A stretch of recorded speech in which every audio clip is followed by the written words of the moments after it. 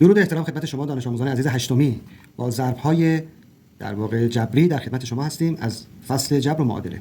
ببینید عزیزان، در ضرب‌های جبری ما 3 مدل ضرب رو داریم: ضرب‌های تک جمله‌ای در تک جمله‌ای، ضرب‌های تک جمله‌ای در چند جمله‌ای و ضرب‌های چند جمله‌ای در چند جمله‌ای. خب در ضرب‌های تک جمله‌ای در تک جمله‌ای اول باید چیزی رو که در نظر داشته باشیم این که ما با 3 قسمت مختلف در واقع باید حواسمون بهش باشه. اول علامت جملاتمون هست که با هم ضرب میشه، بعد ضریب‌ها با هم ضرب میشه و در آخر هم متغیرها در هم ضرب میشه. خب اینجا الان ما منفی در منفی میشه مثبت می‌نویسیم. 3 ضرب در 2 میشه 6 و x ضرب در y میشه x y. این میشه ضرب در واقع این مثال ما. در مثال بعدی باز به همین صورت مثبت در منفی میشه در واقع میشه منفی. 6 ضرب در 1 میشه 6. a ضرب در b هم میشه a b. جواب ما میشه منفی 6 a b.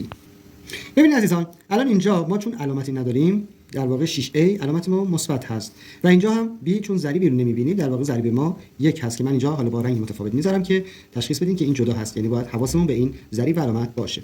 خب میایم توی ضرب تک جمله‌ای در چند جمله‌ای. از اونجایی که جملاتی بالاتر از 2 جمله رو ما میگیم چند جمله‌ای، حالا ترتیب ضرب به چه صورت هست؟ خب خود ضرب‌هایی که به صورت حالت تک جمله در تک جمله هست مثل حالت قبلی انجام میشه، ولی ترتیب تک جمله در چند جمله به صورت زیر هست. نگاه کنید عزیزان، ما الان جمله که بیرون از پرانتز هست ابتدا در جمله اول پرانتز ضرب میشه، بعد در جمله دوم پرانتز ضرب میشه. حالا به چه صورت؟ مثبت در منفی میشه منفی 2 یکی 2 تا، x ضرب در y میشه x y.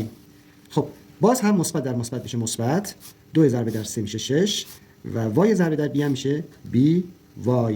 نگاه کنید عزیزان، اینجا باز b y یا y b فرقی نمیکنه، از خاصیت جای در واقع جانشینی میتونیم استفاده کنیم و این خاصیت در ضرب هم وجود داره. خب حالا در مثال بعدی یک علامت منفی میخواد ضرب بشه در 2 جمله داخل پرانتز. اینجا چون علامت فقط هست در واقع تک تک این جملات باید قرینه بشه. به چه صورت؟ منفی در منفی میشه مثبت x هم که خودش، منفی در مثبت 4y هم که ضرب بشه میشه منفی 4y. فقط این 2 تا جمله رو قرینه کرد. خب حالا اگر ضرب ما چند جمله در چند جمله باشه با چه کار کنیم؟ خب ترتیب ضرب ها اینجا مهمه. خود ضرب ها که مثل حالت قبل ها در واقع مثل حالت قبلی انجام میشه. اینجا 2 تا پرانتز داریم که هر کدوم 2 جمله داره.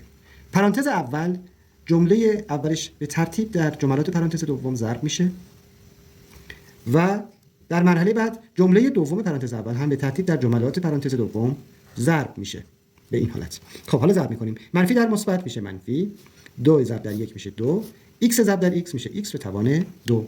خب دوباره منفی در منفی میشه مثبت، 3 ضرب در 1 میشه 3، x ضرب در y میشه x y.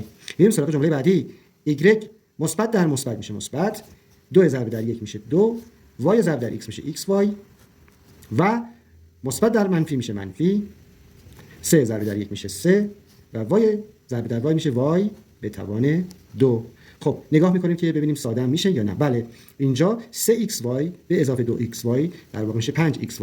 پس من اینجا جمله اول که خودشه 2x به توان 2 دیگه ازش ندارم، ولی 3xy میشه به اضافه 5xy و جمله آخرمون که منفی 3y به توان 2 هست خودش نوشته میشه.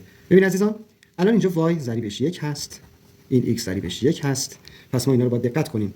و اینجا که در واقع جملاتمون رو ساده کردیم 3xy و 2xy در واقع از یک جمله هستن، مشابه هستن و با هم ساده میشن و این ترتیب رو اگر رعایت کنیم به راحتی میتونیم تمام جملاتمون رو محاسبه کنیم.